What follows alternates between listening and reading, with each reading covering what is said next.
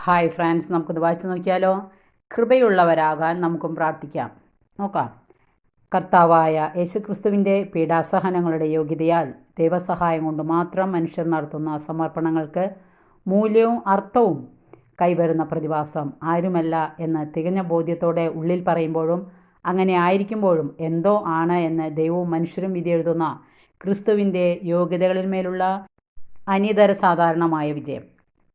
കൃപയുള്ളവരായി നമുക്ക് പ്രാർത്ഥിക്കാം എന്ന് പറയുന്നത് ഈ ജീവിതത്തിന് എന്തെങ്കിലും അർത്ഥമുണ്ടാകണമെങ്കിൽ നാം കൃപയ്ക്ക് കീഴിലേക്ക് കടന്നു വരണം.